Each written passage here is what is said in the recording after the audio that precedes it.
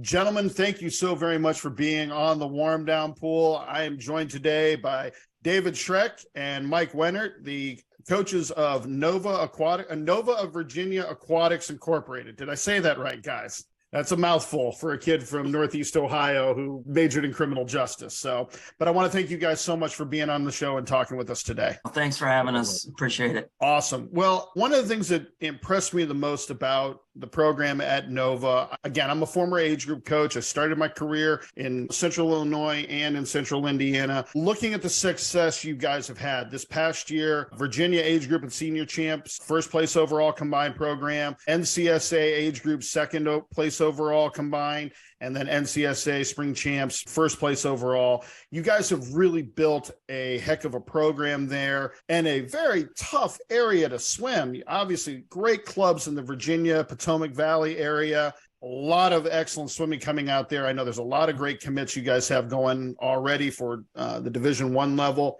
The question I want to ask you, and David, I'll start with you because you've been there a little bit longer than Mike. When you established the mission of Nova, what were the key points you really, when you took over as the head coach in 1999, what were some things that were really important for you? Well, I didn't take over as head coach in 99.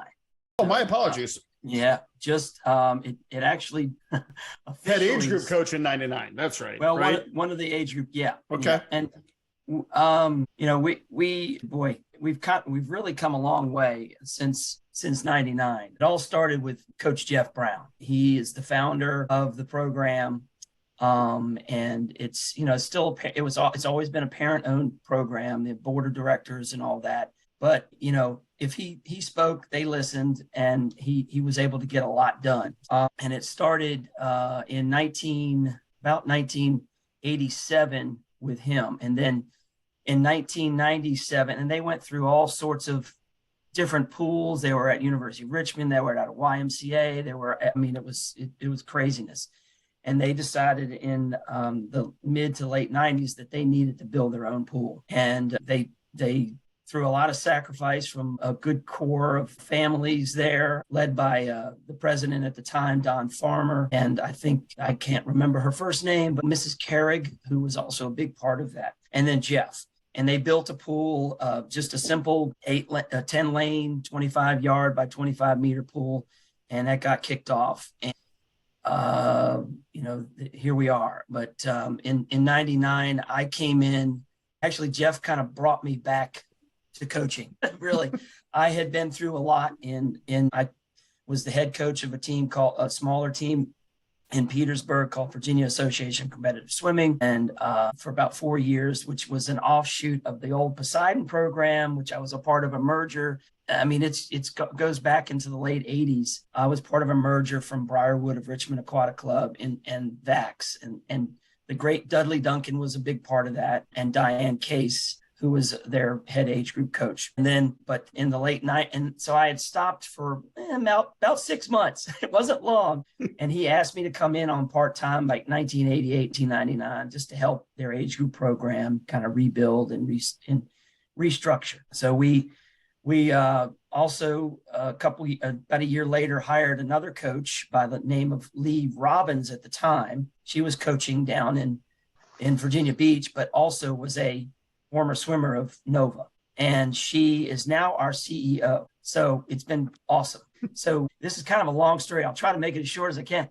Sorry. But, she came in and we both looked at each other and said, we need to restructure with Jeff's help and guidance. We need to restructure our age group program to help even enhance our senior program. And so we started 2 tracks basically in our program. Everything was kind of mishmashed together. All our age groupers kind of swam together. And then as soon as you hit 14 years old or you were showing tremendous ability at age 13, 14, they were thrown to the morning and into the senior program at a pretty early age, some 8th grade. And they were in the mornings for 4 or 5 years. And for some, they could handle it, but it was tough. And so we started a kind of what we call, our groups kind of went on a silver track and a gold track, if you will. And our gold track was kind of our kids and families that were showing a lot of commitment. They wanted to come to practice as much as possible. They were at state championship levels and above. So we kind of did that. And we also, enabled us to put our age group ability levels together and the age groups together. So we had 2 or 3 groups that were 8 and under with some 9-10s mixed in, and 2 groups of 9-10-year-olds in what we call our age group development, and then 2 groups of 11-12s, and then 2 groups of 13-14s. And it kind of went on from there. And since 99, I guess I'm going to brag a little bit, the program took off and we haven't lost an age group championship since. So that brag all you want. That's incredible. Sorry. I don't like to, it's hard to, I'm always having a hard time tooting our own horn, but that was kind of a goal of ours to year in and year out, continue to be the best in the area and the state. And Lee was a huge part of that. And I'm so happy to be working with her again. And then Jeff was a huge part in that, kind of giving us the freedom to build and grow the program. And Jeff, uniquely enough, he was our head coach, and he coached the top level kids, senior kids that Coach Mike Wenert is now coaching now. And he also coached our novice kids. So he had an entry-level group, and he always felt that there was great value in that, and he was not wrong at all. So anyway, been offered I was the interim head coach for the last 4 months-ish, early February, I was offered the head coaching job just a few weeks ago, and I am now taking that on. Coach Mike Wenert is our head senior coach, and it's a partnership, and he has done a masterful job in keeping, there was a lot of change a few months ago, and it was hard. And Mike has done a masterful job at keeping our senior program together. They haven't missed a beat. In fact, I don't know, maybe they've performed even better than I think that they thought they would. And I can't thank him enough. And we've got an amazing staff too, on top of that. So I think I answered your question there. But yep, absolutely.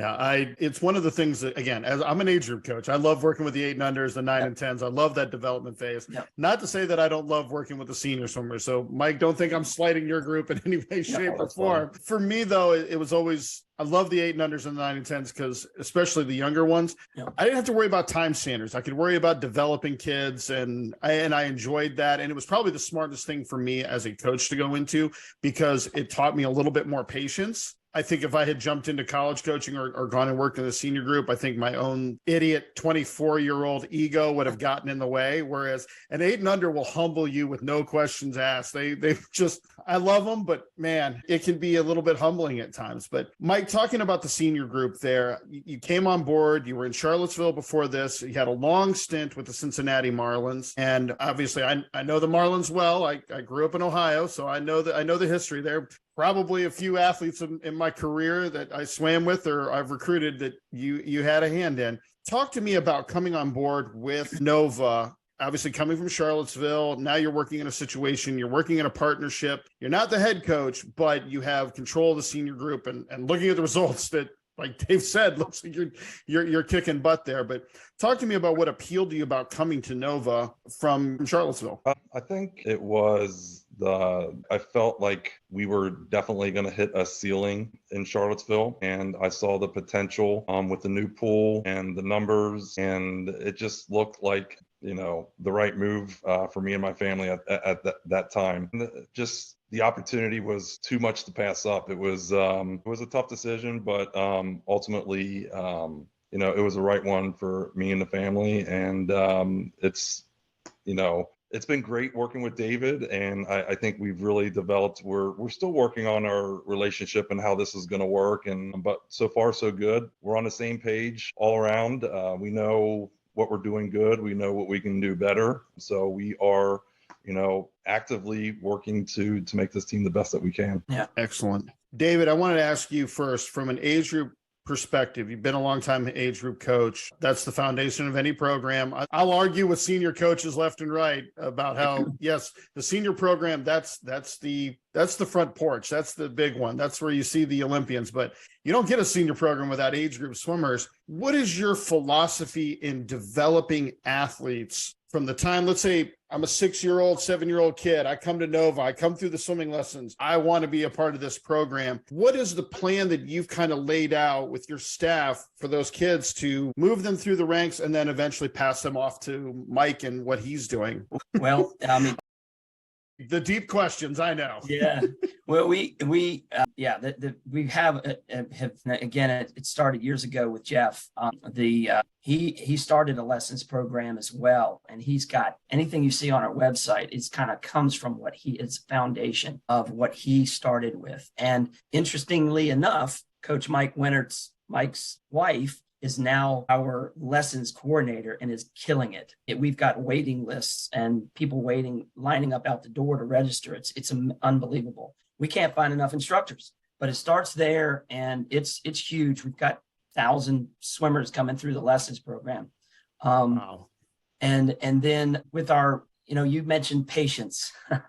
It takes an amazing amount of patience to work with the kids and educating the parents and having them understand, it's going to take time. It's very methodical. It's one lap at a time. It's stopping them. And there's some foundational drills that we start with that, obviously kicking and learning how their body moves through the water before their arms are going. We like to start with backstroke a lot first because everybody seems to be able, because they can breathe. Yes. So that's kind of a start. And then we kind of move on from there. Of course, they can't be on the team unless they have all 4 strokes. We have started another entry level part, kind of a 7 and under program where if they're showing signs of doing well in breaststroke and fly, but maybe it's not quite legal, but they can do free and back pretty competently, we're allowing them to be on the team and then kind of building on that. So we have 3 tiers of our 8 and unders that they're working on through, and they have to, with each tier, and they only practice, it's kind of like a clinic every day. Most of those kids, our 8 and unders, are only practicing 2 times a week for an hour. So it's a slow progression. I think people find that your 9-10s, your best 10 and unders are only swimming 3 times a week. And so I happen to coach a 10 and under, pretty high performing 10 and under group, which is a lot of fun. They're still developing stroke wise, but they're all pretty solid across the board. But it requires patience, and we continue to develop all 4 strokes along those ages. And we all have particular drills that we want to do and build upon throughout that 10 and under program.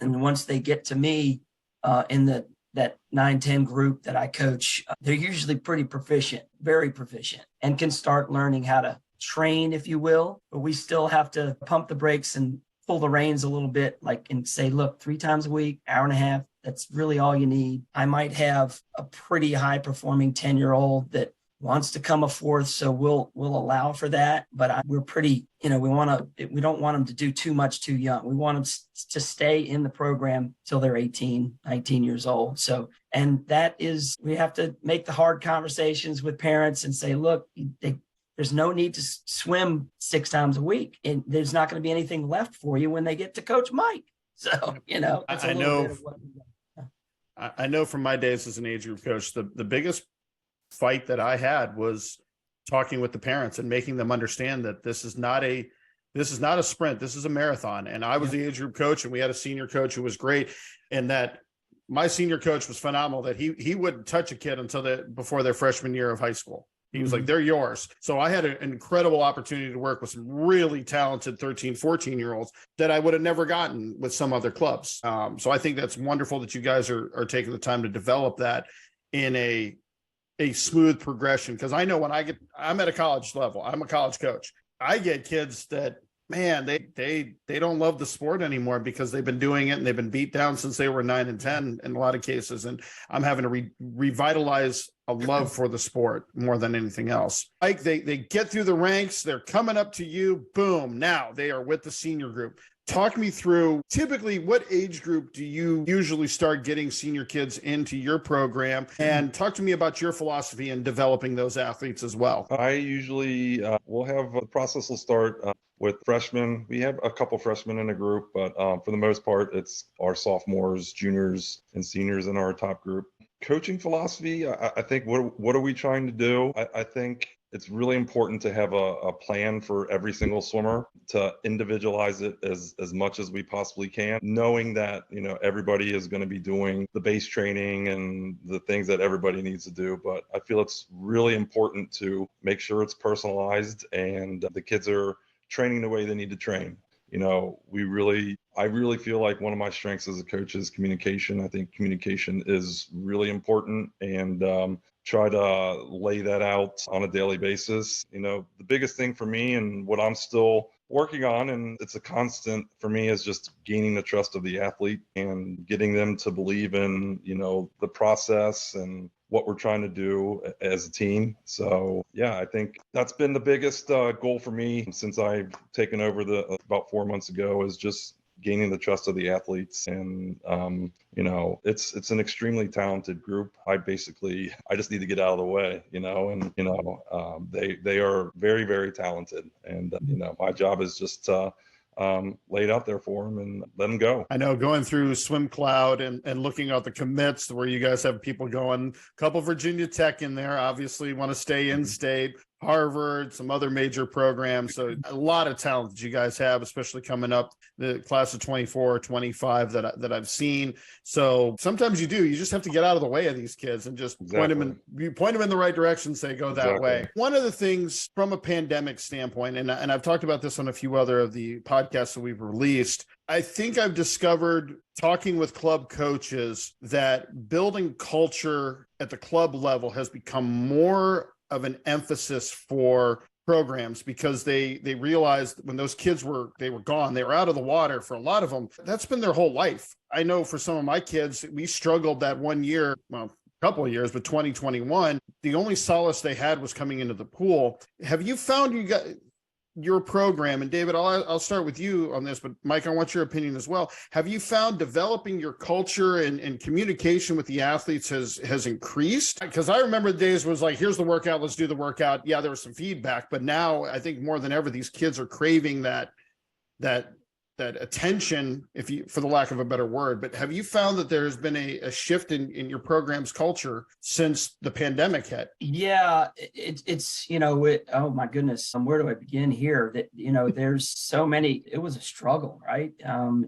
This was kind of pulled out right from under them. A lot of them missed their big meet at the end of that year. That just everything was, no, you can't go anywhere. And that was really, really hard on a lot of them. So the mental health side of things, and, I just making sure, definitely communication, continuing to stay in touch and contact with the kids as they walk in the door, just kind of watching their body language a little bit more, and how they're doing, and are they hanging out with the right crowd, just kind of getting to know them, as Mike was saying, just get to know their athletes a little bit more, and engaging with each and every one during every practice. That's kind of always been a little bit of something I do. And I think we all do, just making sure that they know we've got your back. We're here for you, letting them kind of have the freedom to talk to us about anything. Gosh, we missed a little bit of time in the water, but there were a lot of clubs I know that shut down completely. Again, I bring Jeff Brown back into this. He, and along with myself and a lot of the other staff, Mark Kutz he's our facilities manager, along with Drew Hirth, also coaches, and they got us in outdoor pools, like 5 or 6. We helped open up summer league pools so we could go swim one kid in a lane. And we had these spreadsheets mapped out for people to sign up for online. And a coach would be assigned a pool, and we'd go and give them a 45-minute little workout. That went on for months through the summer. And then as things, they never really loosened up that first year, but we have our own water. So we were very fortunate to at our Gayton site, we have two pools there, 2 10-lane pools, and we would put a kid at each end of the pool. And every day there were parents just thanking us so much, and we were grateful just to be able to coach these kids and work with these kids, because they had nothing else. And we were constantly doing things like this. I became a professional at Zoom. It seemed like opening up Zoom today was a little of a task, but I think that was more on my side than anything else. I don't think it was you. I don't know. I had some, it seemed like I had some issues, but anyway, it was, technology has really helped open things up. And we're trying to set up seminars, and Mike can probably speak to this, talking about confidence and team culture and, building team culture and things like that, and resiliency and things that kids need to kind of relearn a little bit, because they went through so much in the last few years. And we've also come up with, in the early part of this year, we've always had team values and behaviors. As a staff, we revisited and came up with 5 new core team values that I think are helping with our culture and continuing to remind ourselves and our groups that we work with: growth, accountability, I've got it kind of here in front of me, unity, sportsmanship, and success. And those are our core values. And then each one of them have 3, and it's on our Team Unify website. So we've got that front and center with little behaviors of each one underneath. And we try to remind ourselves and the kids weekly. Every coach kind of has their own way of bringing those to their groups. Mike, I know you weren't with Nova during the pandemic. You were coaching in Charlottesville at that time, but did you see the same kind of, I'll say, issues that Dave talked about there with having to work on communication, developing a different direction for the team culture? And just how have you changed a little bit in how you're working with athletes now? Because I know for me, I'm having to communicate a lot more with my athletes than I ever did pre-pandemic or even 5 years ago. It's definitely been a change with this generation. But talk to me about how you were able to work with the struggles of the pandemic at Charlottesville, and then how that's translated to how you're communicating with athletes now at Nova. So, like I said before, I've always felt that one of my big strengths is communication, and I've always talked to the athletes. And, I make, before every single practice is over, they have to have some sort of contact with me or an assistant before they walk out the door, whether it's a fist bump, a high five, or a handshake. We've just kind of developed. That's just been something I've been doing for a while. So for me, I honestly didn't think it changed too much at all. It's kind of the culture that I think I had established, way back in my late 20s, early 30s, of how do I want to be known as a coach. So the one thing that I will say about Nova that really has impressed me and is been a little bit different than some of the other programs that I've been a part of is just I talked about trust before, but just the level of trust that the athletes have for the coaches. There's, here's our plan, here's what we're going to do, we're doing it. And that has been something that really has jumped out at me, as just the kids are like, all right, coach has got a plan, they know what they're doing, and we're gonna follow that plan. And there's really no questioning, or there's no, why are we doing this? And I have had that experience with other teams. Why are we doing this? That's not been the case whatsoever up here in Richmond. The coaches are in place for a reason. They know what they're doing. Let's go. So it's been very refreshing. Don't coach college then if you don't want to be asked questions of why you're doing what you're doing. I'm just going to tell you right now. Yeah. No, and I'm not saying that in a negative way. My athletes, they're genuinely curious, because a lot of them want to go into coaching. So they want to know the methodology behind why the maniac on the pool deck is doing what he's doing. And there are some times where I can sit there and give them an elaborate reason. And then there are some times where I sit there and go, because that looked really cool and I thought it would be highly beneficial, and that's why we did it. Now, obviously there's reasons behind it, but sometimes you just throw things at the wall and see if it sticks. That's the beautiful thing about our sport, and being able to communicate with them and get your point across. I'm seeing it more even at the club level, because when I coach club, the big thing was, all right, everybody's a distance swimmer, everybody's an IMer, you have all 4 strokes. Let your college coaches specialize you later. But I'm even seeing it more now that the club coaches are starting to not so much specialize, but more senior coaches are trying to make sure that they're hitting the needs of their sprinters a little bit more, of the distance swimmers, because a miler's not going to, well, for the most part, isn't going to drop a monster 50 freestyle. And you never would want your 50 free guy to try to crush a mile. I mean, you could put them in it. It's entertaining. I've watched it, but at the same time, they tend to be a little bitter afterwards. But I'm seeing it even at the club level that there seems to be a little bit more of specialization, if they're, for the lack of a better word, to give those kids a little bit of a taste. And I think that's critical for them when they make the transition to the college level, which kind of leads me into my next one for you, Mike. Recruiting is huge for us at the collegiate level. It doesn't matter if you're NEI, Division II, Division III, D1, whatever. When you are preparing your athletes for that transition, and the recruiting calendars are wonky right now, they're getting it figured out for the NCAA. But what are some things that you want a college coach to reach out to you for? Because I know I contact all my club coaches that I recruit, but what are some things that you want them to ask, and what are some things that you expect of those coaches? I think definitely a training plan. How are they going to train the kids? How's the team set up? Is it are they training together, the men and the women? What is their philosophy?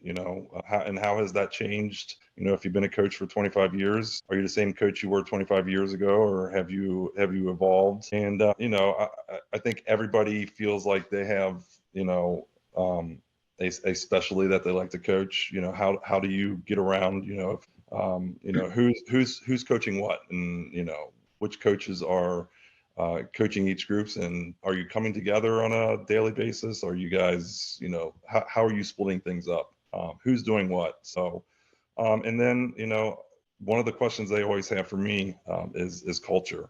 That's, again, a question that I would ask them is, what is their culture like? So how are they interacting, and their training and living together? How does that all work within your program? And how often do you hear from these college coaches about athletes? Let's say you're sending a swimmer off to Todd DeSorbo at UVA. And Jane Smith is swimming for Todd.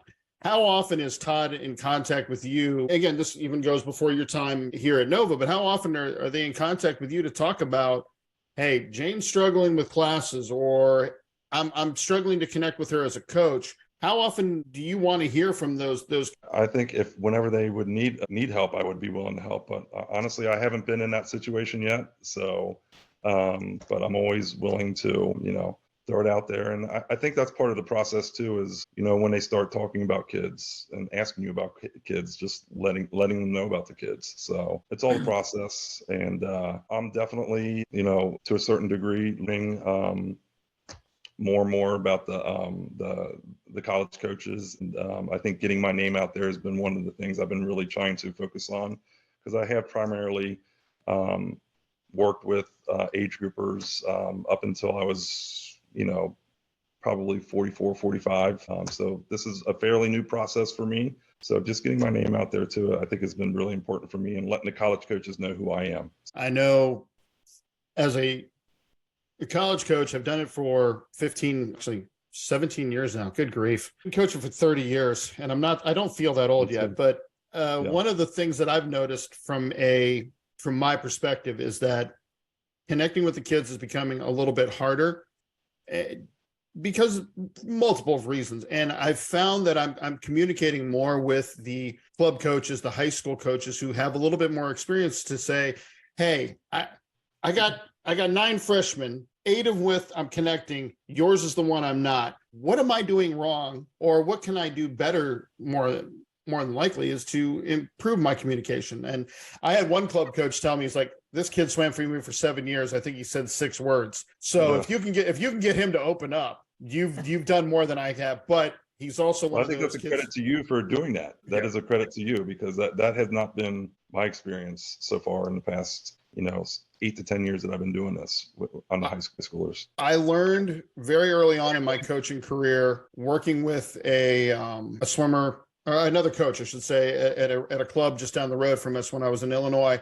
He had an athlete who went to Stanford and swam for Skip Kenny. And Skip is as old school gets. And his swimmer just did not connect with that. He was not a guy who could butt heads. And the fact that a guy like Skip Kenny, who had this hard edge reputation, reached out to Frank at the club team and said, how do I connect with Dan? How do I connect with this athlete? And they talked for 2 hours, and the kid blossomed after that, because Skip realized he couldn't use the hammer. Sometimes he needed to do a pat on the back, because Dan was he was a great worker, phenomenal swimmer, very sensitive young man. Like if you came down on him hard, he'd shut down in an instant. I think coaches, especially the collegiate level, need to learn that a little bit more. But I also think that there's a lot of college coaches, unfortunately, they can't get out of their own ego, out of the way of it. I am not that guy. I don't have an ego. I checked that years ago. But I think that's important for us as college coaches. With the relationship that you guys have built, you're handing off. I mean, David, you're seeing kids that you saw develop from their 8, 9, 10 years old, and now they're heading off to Power 5 programs or Ivy League, whatever.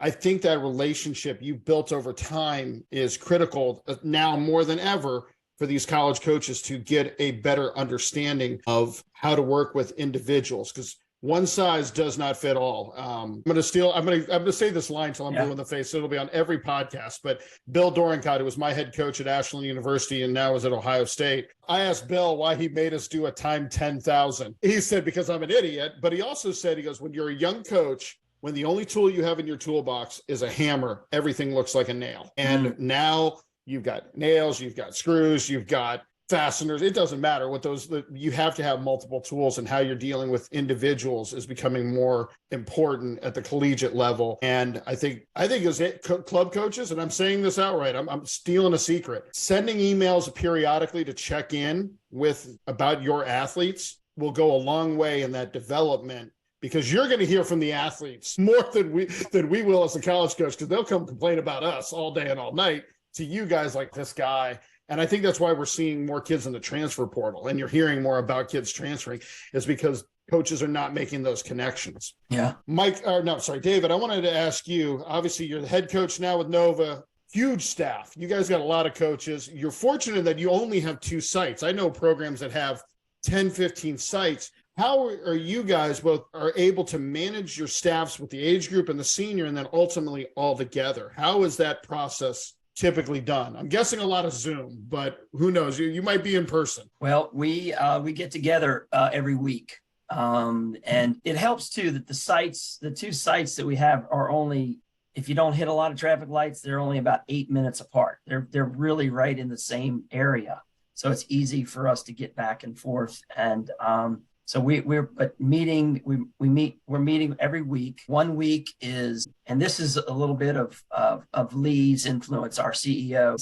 We have talked about trying to get everybody together in these times of a lot of change. We've shifted some staff around in some areas to help, I think, put coaches into areas where that'll stretch them a little bit, help them learn and develop, and where they would probably help benefit our program the most too. So for instance, this week we met as a senior staff. So anybody that's basically coaching a 13 and over kid, a senior development to senior, and our all the way up to our national group. And then we had actually a facilities staff, and some of them are coaches. They met. And then after that, we had an age group meeting. So, and I kind of overlap both. We kind of hash out, what's working at Get the Gate site. Do we need some help there? Because there's some coaches, we try to have 2 coaches into every practice group we can. So you got a set of eyeball, 4 eyeballs is a whole lot better than 2, and especially at the developmental level. And so we're communicating on trying to figure out where do we need help, what's working, what's not. And we may throw out some skill development, what's working, what's not. And then at the senior level, and Mike can speak to this a little bit, we're also trying to continue to work on things to build a greater team culture as well. And so that's been a lot of talk lately, and meet schedules, all the basic stuff for those levels. And then the odd weeks, we'll come together as an entire staff and communicate across the board. And Lee, our CEO, kind of leads that. She was part of the Nova program for well over a decade, and swam too for Nova. So she has a love for Nova as much as anybody, and understands our program and where we've come. So she kind of leads that as well. And it includes all aspects of our program, from Leslie and our lessons director and some of the coordinators there, and all the way to our, we have swim shops at both sites. They come in and kind of talk with us. What's the latest and greatest? What are your kids' needs? And even our business office and our fundraising. And so that that comes together as well. It's an event. We've got all sorts of things going on. We were a large club of close to 800 swimmers and families. And so we've been getting together every week and making sure that, nobody's feeling left out at the other site. And because sometimes most of our 12 and under groups are at the Gayton site, and then our main site now is Regency, where we hold pretty much all of our meets, and that's kind of our 13 and over kind of site with some 12 and under groups. So we're trying to just kind of keeping that bridge. Mike, do you have anything to add to that? No, I mean, we do a really good job of communicating as a staff, and we make a point to do it every week. And, it's been really good. The new direction that we've gone in the past, I think 4 months has been really, for me, I'm coming in from a, different club, and I don't have the background that most of our staff does. And David, I mean, most of our staff, a lot of our staff were swimmers on Nova, and they just moved into, so for somebody like me, I have lots of questions, and, when we're all together, it's been really good just figuring out the processes. So we've got a lot of talent and experienced coaches on our staff, and we're bouncing ideas, stealing ideas from each other. Heck, I'll grab Mike Julian's one of our top level. He coaches the 13-14 group, our top end, and he's very innovative and got a lot of great things that he's training his kids. I'll steal a few of those ideas and kind of break them down for the 13-14 group that I work with, because they're going to be transferring up to him. So I got to make sure that they're ready for him. And he also coaches in the morning, one of our senior level groups too. And I know that they do a great job collaborating in the morning, the senior staff with Mike's group. And one of our age group coaches for years, MC Banks, is also she probably hate for me to say this, but she's certainly one of the most innovative and creative staff members. I mean, the practices she writes up are outstanding, and it's really cool to see her integrating some of what she brought to age group. She had our main 11-12 group into the senior program, and then just bringing it up another notch. And then she's able to learn from Mike Wenert here to what he's doing, and kind of there's going to be a lot of continuity throughout our program. That's been great because we're communicating every week on what we're doing and just bouncing stuff off of each other during the week when we're on deck together. I know early on in my career, excuse me, I was a coach that if I had staff underneath me, I was very much, this is what you're going to do. And even now at the collegiate level, I started out that way. It's like, this is the way. But in more recent years, I've become more collaborative in my work. And it sounds like you guys are doing the same thing there in talking. And as an age group coach, I never thought I had anything to contribute to the senior program whatsoever. Truthfully, I would write a workout and there would be some nice sets in there, but there'd be little ones for the kids just to learn how to read a pace clock, nothing. And I came to find out when I was working for the club in Crawfordsville, Indiana, the head coach would go through my binder when I wasn't there, and he would look at things and go, okay, I could build off of this. And I caught him one day and I'm like, why are you looking at my stuff? I'm coaching, I'm doing technical work, I'm doing drill work. He goes, yeah, but this is a cool little set. I can build off of this. And I went, yeah. And I think that was the point where it clicked of, yeah, this is a collaborative effort. This is something where we can feed off of each other. And there were times that I would go to him and ask him for advice. Like, hey, I've got this 14-year-old boy who's 52.0 in the 100 backstroke. I'm only doing 3,000 yards with him. What else more can I do? And Gus would look at me dead in my eyes and goes, you don't do anything else. You keep working his technique. His underwaters need to improve, but that's it. But again, it was one of those where it's like, I learned to bounce things off of people and I got out of my own way. And I think that's something that, and also he empowered me more to be a head coach one day. And I think that's something that we're sorely missing at the collegiate level, which I see more at the club level, is that you're developing these age group coaches so that they can move through the ranks and eventually become a lead senior coach at a program or a head coach of a program. Collegiately, we're struggling with that. But the club level, I think you guys are doing a fantastic job of mentoring young coaches and building them up. And it's exciting for me to see, again, as a former age group coach. I've always said my next job will not be at the college level. I'll probably go coach somebody's 8 and under somewhere. Just let me have that group and let me run with it, because I see some terrible streamlines at the college level. That needs to stop. I got to fix those. One of the things I wanted to talk to you guys about, especially because, and I mentioned this before we came on the air, I am fascinated with teams having their own facilities because I know the struggle during the pandemic with facilities shutting down, and you mentioned it. Clubs shuttered themselves, and some of them didn't come back, and our colleagues are no longer in the sport. The only people that I ever knew that owned their own water was Nelson's Turtles or Turtle Swimming, which was in Indiana. Mick Nelson, who now runs USA Swimming's, built a pool. He and his wife, Sue, had their own facility. You guys have had one for a while, and then you opened up, is it the Regency Pool? Is that what it's called? Yes. It's the Regency Pool, which, again, I had a swimmer on my team who was from Virginia. She told me all about it. And I said, you built a pool in a mall. Where did that idea come from? Like, again, I know it's giant space that's not being used because malls are becoming a thing of the past, but who drove by a Macy's and went, I could put a 50-meter pool in there? Talk to me about that. Boy, wow, I wish our facilities and operations manager was here. He could probably really tell you the whole story, because he went through. Drew Hirth is his name, and he's one of our great age group coaches, and he's now off the deck really helping, making sure our facilities are up and running. And then we're planning to the future. We've got another phase for this, for our Regency site. So I can elaborate on that a little bit. Our original pool at Gayton, we've always wanted long course water somehow, some way. And we've managed to be very successful long course, even with short course pools. You've got to be real creative with the short course practice and what you're doing. Instead of 50s, you're doing 75s and so on and so forth. But we got this, the first pool was supposed to be expanded into a 50-meter pool years ago, over a decade ago. And that was that next phase. We were just going to add on to it. But we realized, wait a minute, where are we going to swim when that's going on? What if something happens and we can't do it? And then we've also discovered that we're in an area of mine shafts around our the short pump area 100 years ago. Geologically, we weren't allowed to, we didn't pass codes that we couldn't dig anywhere else.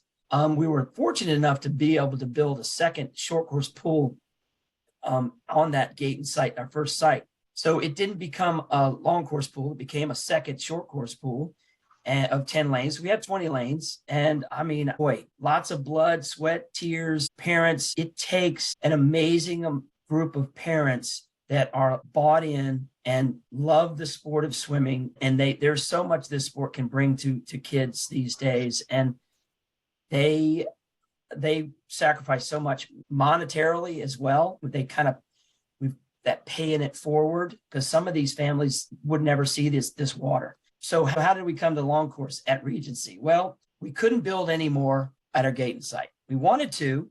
It was going to be outdoors, maybe. It was going to be, so it didn't cost too much, but we couldn't build. So we've got a giant parking lot over there. Drew Hirth drove by this closed down Toys R Us right across the street from Regency Mall that was failing too. And the Macy's was closed down. And I think it came from him. And he just said, we can put a 50-meter pool in there. And maybe Jeff Brown was involved in that as well. So the board got rocking and rolling, see what it could cost. And we, in 2015, started this capital campaign to build long course water. We still didn't know exactly where we were going to put it. And then this came about. We got a big donation from the Sharp Foundation, a grandmother of a parent there. And that kind of kicked this off. Then we've got connections with some engineering, because you've got to cut the upper deck, the level of the Regency Mall. And it was a unbelievable task. And then then COVID hit, and we were scared out of our minds. Oh my gosh, we've kicked off this thing. We're already starting to break down the Macy's to build the 50-meter pool. How are we going to do this? And our board and Drew and Jeff and kind of came together and reached out to all our families, and they said, no, we're on board. So our families, they didn't leave us. They hung on. They still paid dues when their kids were barely in the water at these outdoor pools. They still said, no, we're going to keep this going. And then Ann McGee was also our CEO there, and she continued to push forward. And beg people for help and little extra money here and there. And here we are under just, you got to come out and check it out. It's amazing. We've had people, college coaches visited recently, and some people that have come in to meets recently and are just like, this is amazing. We want to come back. We have an upper deck around the pool that has got unbelievable amount of space. That is our next phase of building seating above the pool, so we can run even bigger meets. And that is in the works right now. There's renderings and drawings. We're very excited about that. So we're going to be in another phase of raising some more money. It's not cheap. It still costs a lot of money for everybody on a monthly basis. We are leasing from Regency. It's a very long-term lease. It might be 30 to 50 years. So we've got a partnership with Regency, but we've got a lot of things that we didn't have to deal with. Parking was one. There's a parking deck there, and it's unbelievable. I wish Drew was on here because he could probably tell you, he'd go on for another hour about how this really happened. But it was a collaboration of so many people, and the membership not giving up on this. So it's amazing. We have a 50-meter pool, 8 lanes. So we got 20 lanes short course, but we have 2, you might want to call them instructional pools. They're 4.5 feet, 2 3-lane, 25-yard pools right beside our 50-meter pool. And there's a walk-in. You can have there's some stairs to walk in, and it's starting to enhance our lessons program as well. But since we expanded to this Regency site, our Gaydon site has expanded to more of a lessons pool as well. One of those pools is a little warmer to help out, and that's been amazing for us. And I got it without saying, Henrico County, which is where we're at, they have helped throw a nice chunk of change, and we have also helped reciprocate that by bringing in second graders and teaching them how to swim, and so on a weekly basis as well. So that's been kind of nice. We've got a nice partnership with Henrico County Schools as well, and growing as well. So there you have it. I know when I worked in facilities, and Mick Nelson, again, with USA Swimming's Build a Pool, I talked with him very early on in my career about building facilities. He said the biggest expense and the biggest pain in the butt you have to deal with is a parking, is dealing the paving, the landscaping, the whole 9 yards. And looking at that, when I first saw the article about that facility, the Regency Pool being built at a mall, at a Macy's, I said they took the biggest pain in the butt out of the equation because parking's already there. And I've spoken to coaches in Akron, Ohio, because they have I think it's Rolling Acres Mall, which is in Northeast Ohio. It's probably one of the most famous closed malls in the United States because the pictures have made it onto the internet. But there are club teams, I've told the coaches up there, like, you guys need to consider this because we have a pool shortage in Northeast Ohio. And in Northern Kentucky, the Clippers swim team used to be called the Kenton County Clippers. I have several swimmers on the team, and their parents are on the board, and they're like, kids were mentioning something about building a pool in a mall. And I'm like, well, yeah, we've got a pool. We've got a mall in Florence, Kentucky, y'all. Yep. And so they've already got a good facility at Silver Lake, but they're starting to look to expand a little bit. So I think you guys have set a blueprint for what could be a big boom for clubs going down the road. And I was excited to see it. It creates so much opportunity, not just for your swim team, but like you said, for the community. Yeah. Watching the videos and seeing the people getting behind it. The swimming lesson programs, Learn to Swim, is critical. Every time I read an article about a kid drowning, and I'm in southeastern Kentucky where there's so much water, rivers, lakes, you name it. Anytime I read an article down here, I just wonder at my facility, because we do lessons programs out of here, could we have done more? Could we have helped these kids just a little bit more and to learn to swim and water safety? And it's kind of funny. I've talked with our athletic director. I made a joke about, they put a pool in a mall. And he's like, well, how'd they do that? And I kind of walked through what the article was saying. He goes, parking. So we actually have a bowling team with no bowling out because we have to travel for it. We have a single lane in our facility on campus, but they're now looking at some of the kind of abandoned strip malls in the area and going, could this be our new bowling center? And so I think that spurred some different ideas. And I love the fact that you guys have the 2 facilities. You're not spread out at 10 different sites. You have your staff that's all there. You guys are going to see yourself more often. That is just the coolest. I love what you guys are doing there at Nova. And yes, I want to come out, if for no other reason, to see a 50-meter pool in a mall. I want to see where there was an Orange Julius and an Auntie Anne's pretzels, not that far away from a 50-meter water. That to me would just be the coolest experience. Yeah, I'm going to add it's covered parking too. It's covered parking. Yeah. Oh, that it's sweet. It's oh man, it's fantastic. And when we have meets with inclement weather, or if it's snowing outside or whatever at practice, we're undercover. So it's pretty amazing. And there's kind of a trend across the country too for some of these rundown malls that are being rejuvenated into kind of lifestyle centers. And that was kind of the premise behind this. We're part of that. And, we're reaching out, we've got people walking in. The other day, I had an older couple walk in and said, can we swim laps here? Can we? And then because they swim laps across town somewhere else, and they put their hands in the water and they're like, oh, these little pools are perfect for us. And so, they're coming in and swimming laps. And so that's, another way to kind of reach out to the community. But there's a trampoline park there. They're starting a pickleball area. Of course they're starting pickleball. Of course, right? There's a yoga place. So some of these things are starting to pop up. And then the restaurants are digging it. We've got a lot of great restaurants around the parking lot, in the place, pizza, Chipotle, you name it. Time you guys host a meet there, the local businesses have to be like, when are you guys hosting? Can we have your schedule so we can plan staffing accordingly? Yeah. I think that's an amazing idea in terms of rejuvenating an area. I love it. I hope that more people take a cue from you guys for sure. I think it's an incredible idea, and hats off to your facilities guy who went, hey, I can put a pool in there. Cause I'm the guy who I go by an open field, and I just kind of go, all right, 50-meter pool, separate diving well, balcony. Okay, I can put it all there. But I've never in a billion years and I do it now. Like anytime I go by a strip mall that I think I could put a small 20-yard pool in there and I can have swimming lessons. Yeah. So I thank you guys for that. My wife hates that idea because then, my goodness, now I'm going to be doing even more with it. So, all right, guys, the last segment we have, and I'll get you out of here. We call it 650s on the talk. I give you two things. You got to pick this or that. The first time I've interviewed two coaches at the same time. So I'll go David first, and then Mike, I want your answer. So I got 6, but I do have a bonus 7th one. David, you're going to miss out on this. Strictly for Mike. This is our Buckeye roots coming out. So guys, would you rather go paragliding, or would you rather be a passenger in a race car? Ooh, race car for me. I would go paragliding. Read a book or watch a movie? I watch a movie. Watch a movie. Horror movies or science fiction movies? Are you kidding? No.